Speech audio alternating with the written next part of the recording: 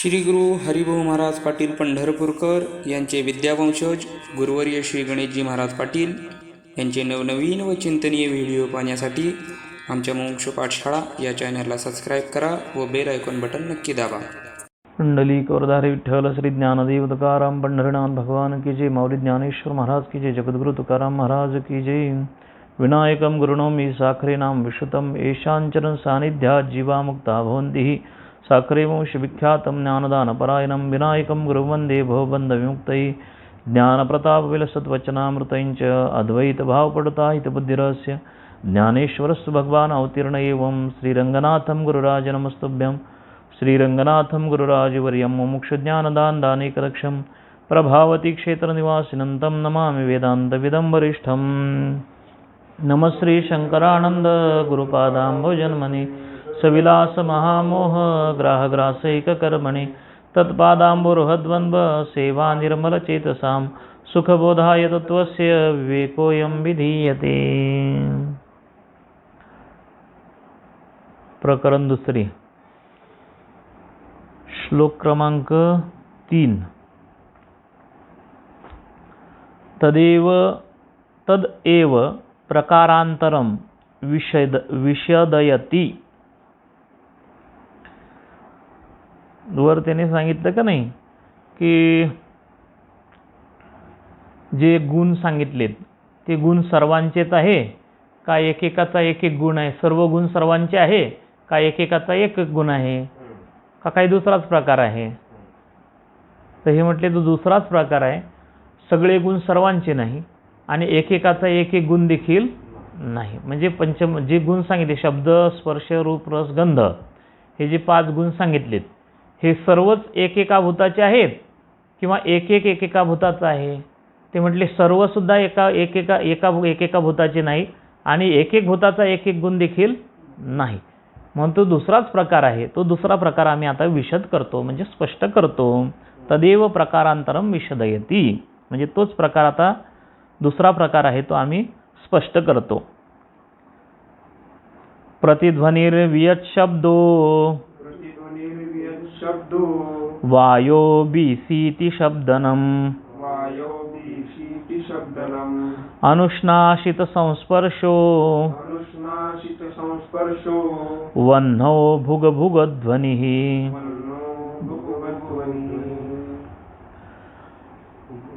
भुगभुगध्वनि आकाशे तावत् शब्द एव गुणः स्वच प्रतिध्वनिरूपः.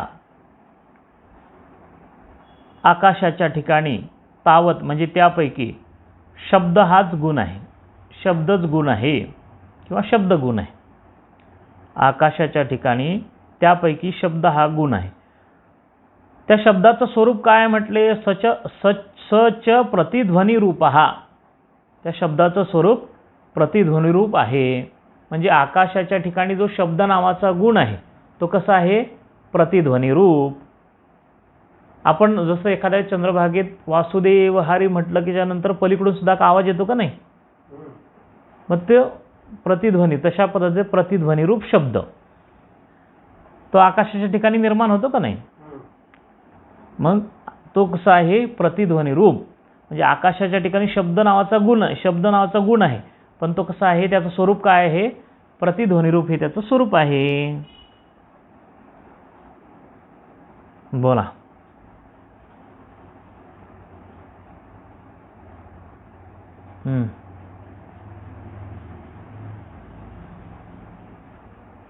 बोला राम महाराज. पडदिशी वेळ नका घालू. कोणतरी एक जण बोलायचं.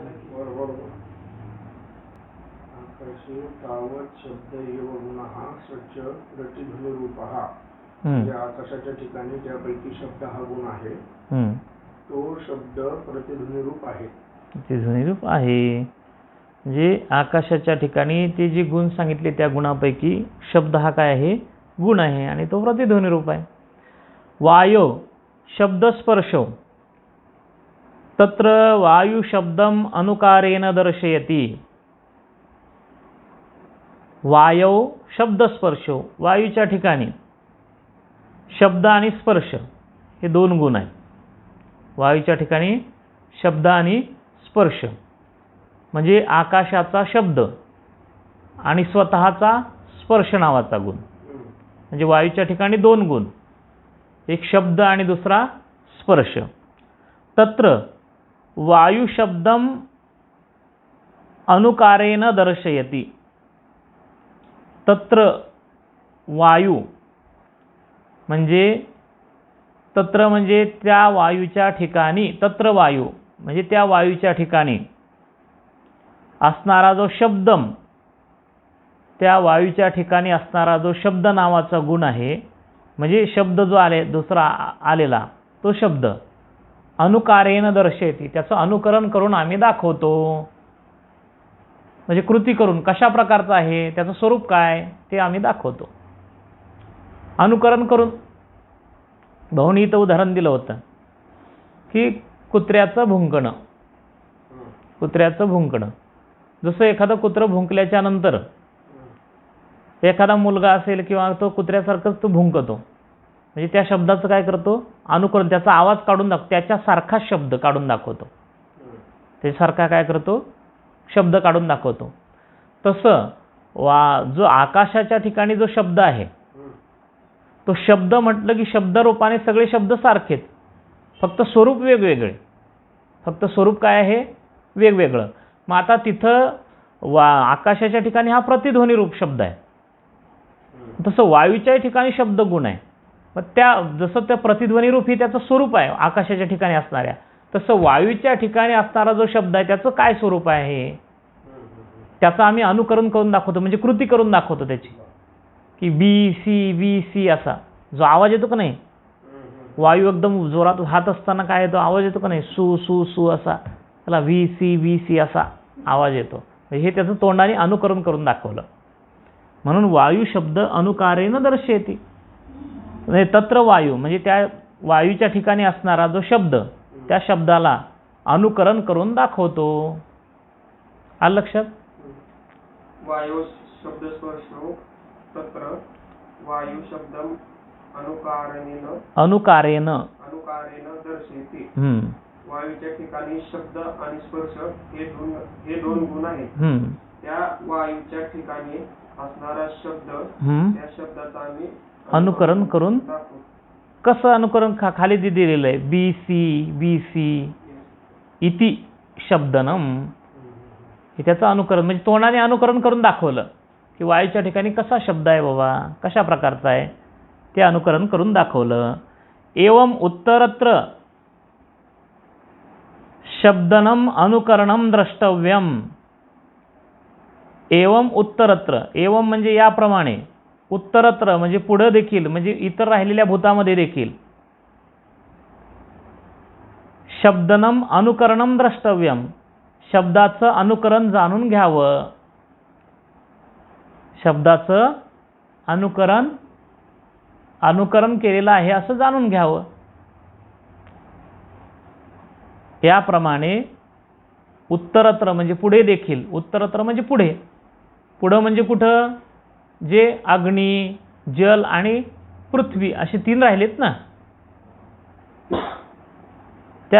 ह्या सर्व भूताच्या ठिकाणी शब्दाचं अनुकरण केलेलं आहे असं जाणून घ्यावं. म्हणजे प्रत्येक भूताच्या ठिकाणी आकाशाचा शब्द, म्हणजे जसं आकाशाच्या ठिकाणी शब्द हा गुण आहे, तो शब्द गुण प्रत्येक ठिकाणी आहे वेगवेगळ्या स्वरूपाने. जसं तो वायूच्या ठिकाणी बी सी अशा स्वरूपाचा आहे, आकाशाच्या ठिकाणी तो प्रतिध्वनी रूप आहे, तसं अग्नीच्या ठिकाणी भुक या स्वरूपाचा आहे. काय आहे तो, भुक. अग्नी जळत असताना असा आवाज येतो का नाही, भग असा हे येतो, तो ध्वनी येतो, तो भुक. म्हणजे असं त्याचं अनुकरण करून घ्यावं किंवा जाणून घ्यावं. बुलबुल.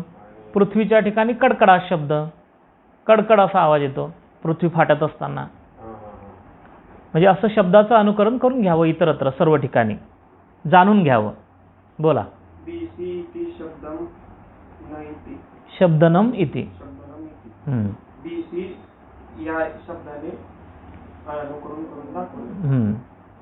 वायूच्या ठिकाणी असलेल्या एवं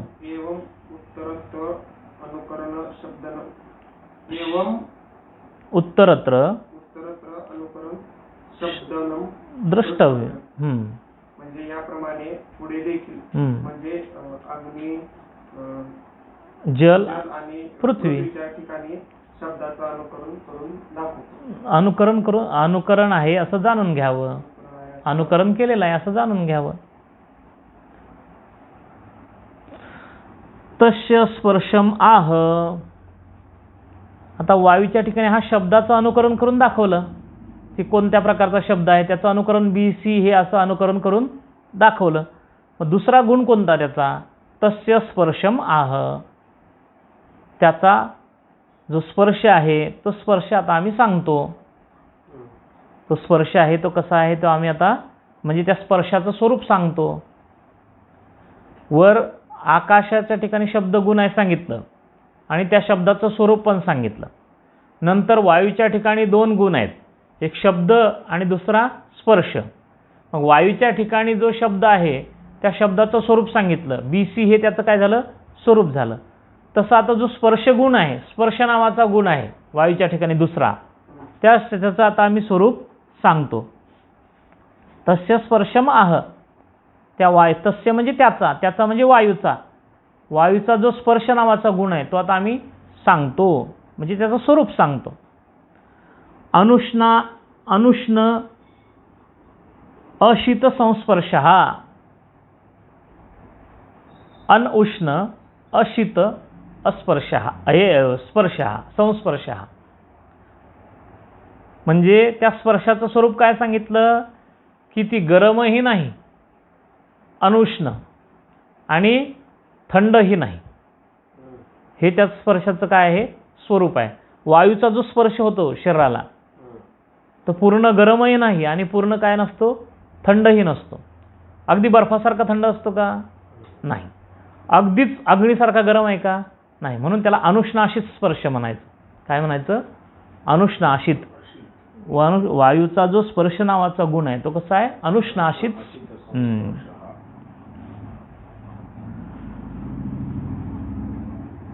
बोला. तस्य स्पर्शम आह. त्या तो जो वायू आहे त्याचा जो स्पर्श आहे तो कसा आहे ते आम्ही सांगतो. अनुष्णाशित संस्पर्श इति. म्हणजे तो जो वायूचा स्पर्श आहे तो उष्णही देखील नाही आणि एकदम शीतही देखील नाही. म्हणजे असा स्पर्श आहे. हे त्याचं स्वरूप झालं त्या स्पर्शाचं. तवन्नौ शब्द स्पर्श रूपाणी इति त्रयो गुणाः ते च क्रमेण अभिधीयन्ते. वन्नौ भुगुभुगध्वनिः.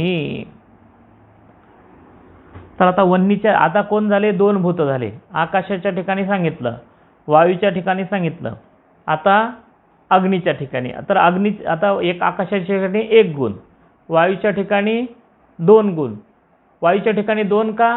तर आकाशाचं वायू हे कार्य आहे, स्वतःचा 1 गुण कार्यामध्ये आणि कारणाचा 1 गुण येतो. कारणाचा काय येतो? 1 गुण. म्हणून वायूच्या ठिकाणी 2 आले. आता त्या वायूचं कार्य कोण आहे? अग्नी. वायूचं कार्य कोण आहे? अग्नी. म्हणून त्या अग्नीमध्ये 3 गुण आहेत, स्वतःचा 1, आकाशाचा 1 आणि वायूचा 1, असे मिळून किती झाले? 3 गुण.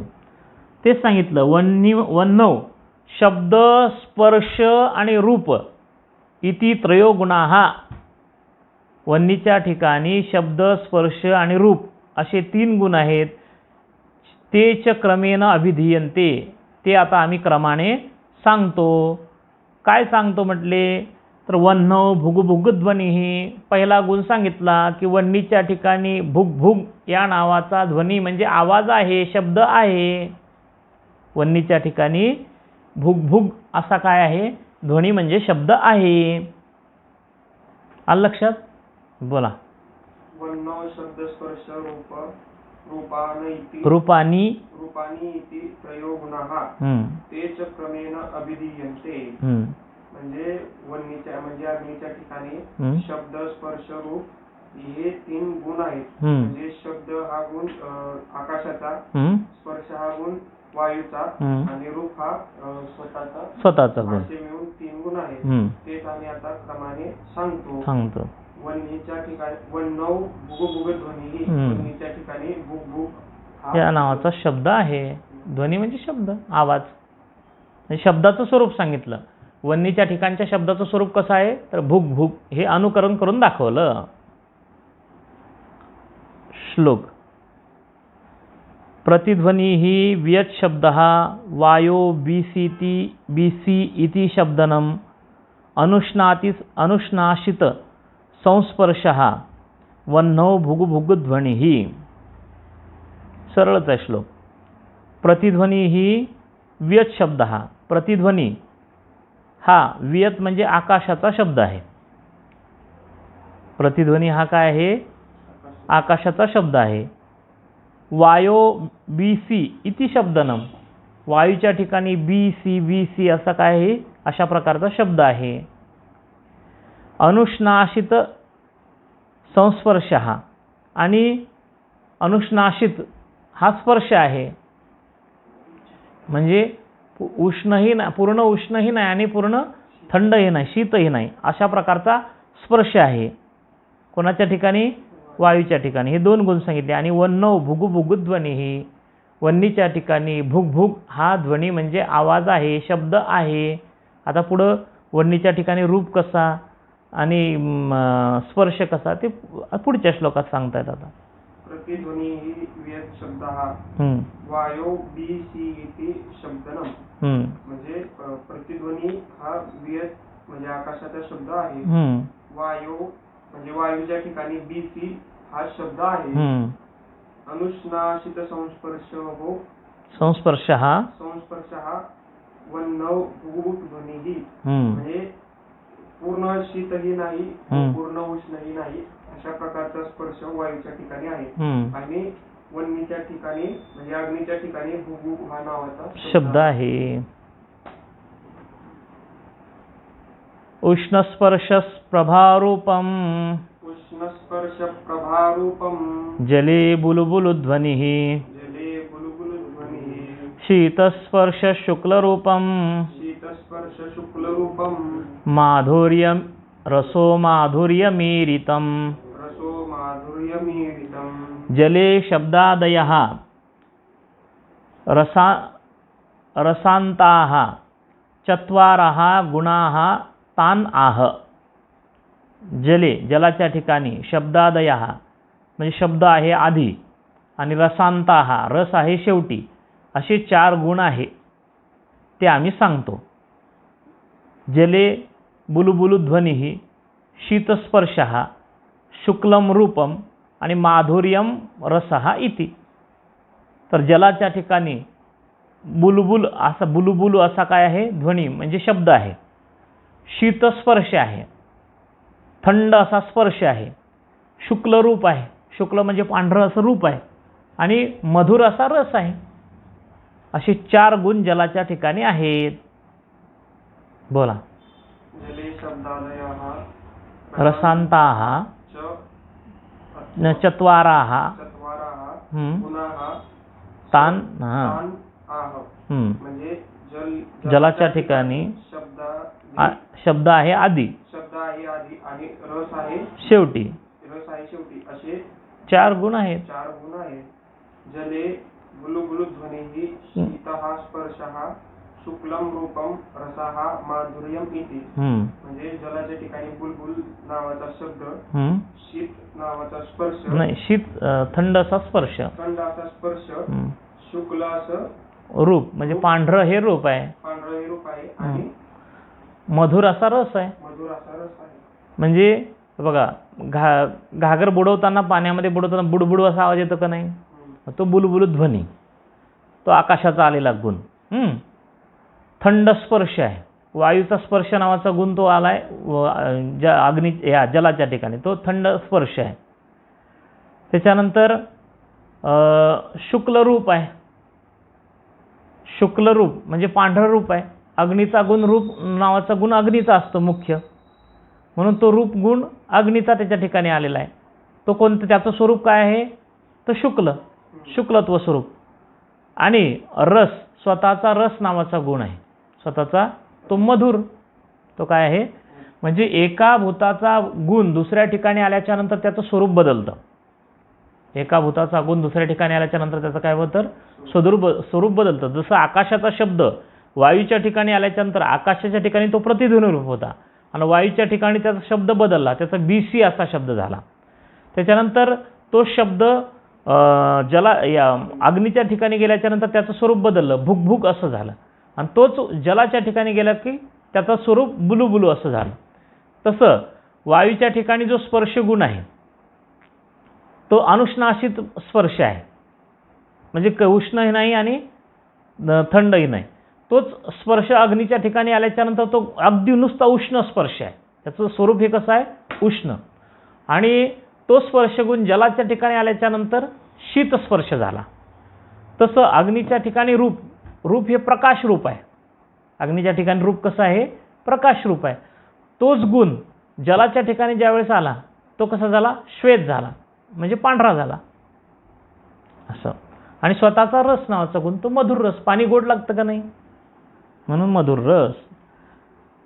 ते श्लोकात त्यांनी सांगितलं, उष्ण स्पर्श हा प्रभारूपम जले बुलुबुलु ध्वनिही शीतः स्पर्शः शुक्लरूपम माधुर्यम रसः ईरितम.